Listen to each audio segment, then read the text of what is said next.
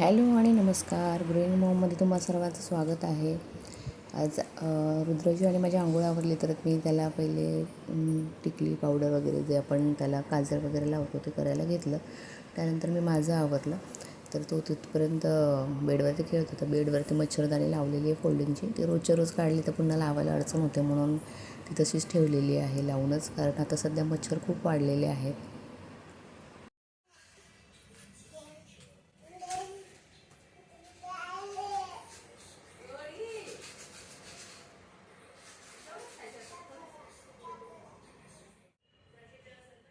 माझं आवरून घेतल्यानंतर मी किचनमध्ये आले आणि पहिल्यांदा म्हटलं पोहे करूयात, नंतर भांडी जी आहेत तर ती लावता येतील. मावशी भांडी क्लीन करून गेलेल्या, त्याचबरोबर थोडासा ओटा पण त्या क्लीन करतात. तर त्यानंतर पहिले कांदा कापायला घेतला. तर त्या दिवशी मी जे बाजारातून पोहे आणले होते त्या पोह्यामध्ये एक खिळा निघाला. म्हटलं दुकानामधून आपल्याला वस्तू ज्या येतात तर त्यात काय काय निघू शकतं ते, कारण की याच्या आधी आम्ही ज्यावेळेस ज्वारी जी आहे ती डायरेक्टली ग्राइंड करायला दिलेली तर त्यामध्ये पण काच निघाली होती. तर पहिल्यांदा सगळं कटिंग करून घेतलं आणि त्यानंतर पोहे करायला घेतले. तर सगळ्यात पहिले मी शेंगदाणे जे आहेत तर ते थोडेसे तेलामध्ये क्रंची होऊन देते आणि ते काढून घेते. त्यानंतर कांदा मग त्याच्यात ॲड करते. तर मी पोहे करत असताना रुद्र तिथे आला, तर त्याला दाखवत होते. त्याला पाहायचं असतं तर थोडेसे पोहे स्पायसी करायचे, तिखट मिरची जास्त त्याच्यात ॲड करायची आहे. तर त्यामुळं मी रुद्रसाठी थोडेसे पोहे बाकी ठेवलेत आणि आमचे पोहे काढून घेतल्यानंतर मग मी रुद्रला थोडेसे कमी स्पायसी म्हणजे कमी तिखट असलेले मी पोहे त्याला करणार आहे. थोडेसे परतवून घेते, त्यानंतर आम्ही पोहे खायला घेतले.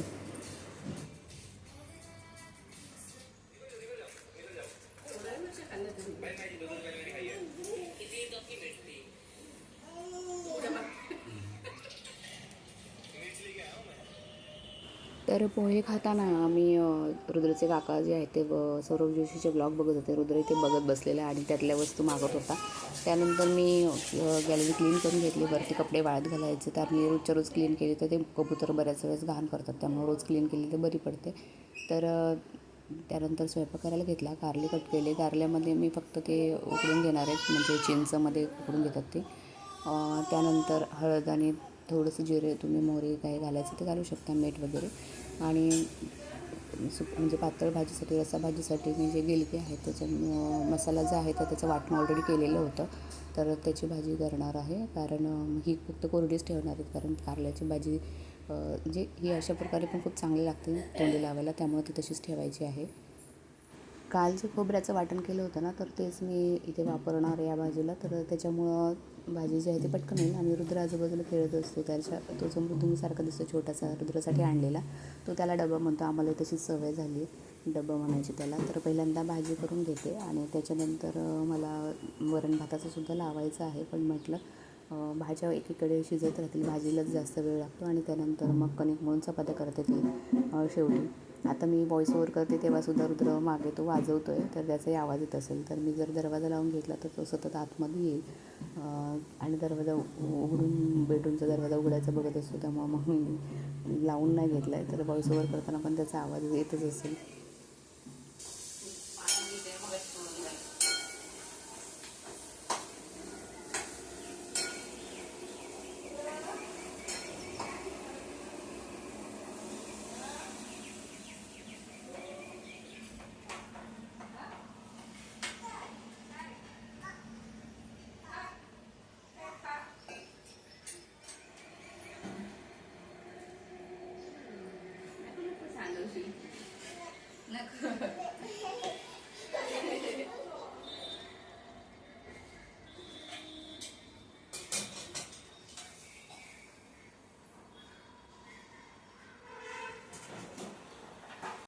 तर तांदूळ आणि डाळ काढत असताना रुद्र आला होता, त्याला डाळीमध्ये हात घालायचा होता, तर ते दिलं नाही म्हणून चिडायला लागला. त्यानंतर मग मी कणिक जे आहे तर ते घेतलं मळण्यासाठी.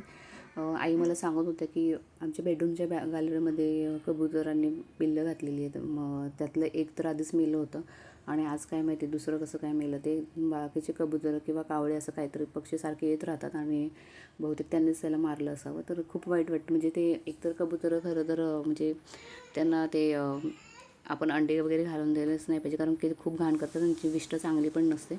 पण आधीच अंडी त्यांनी घातली होती तर आम्ही वाट बघत होतो ते कधी उडून जातील ते. नंतर रुद्र आणि आजी प्रार्थना करत होते.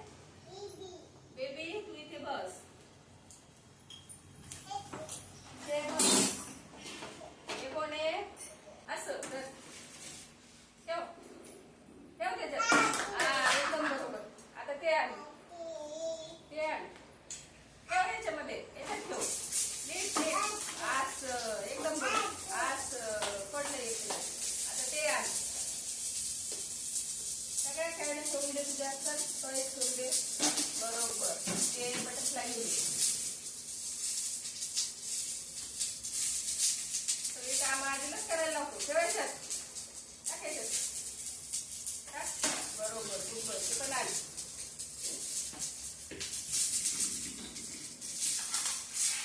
पटापट खेळत नाही बसायचं. टाकायच्यात आणि ते पण आण डब्बा तो बेबी.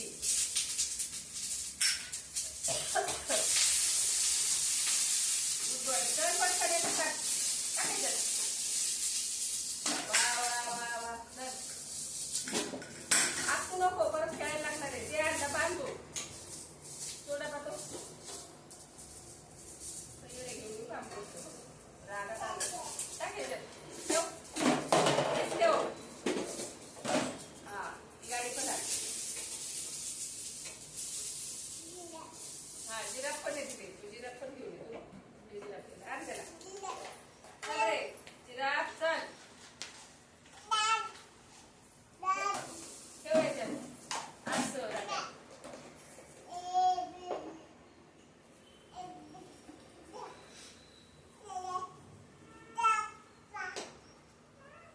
झोपा जिराफ झोपा.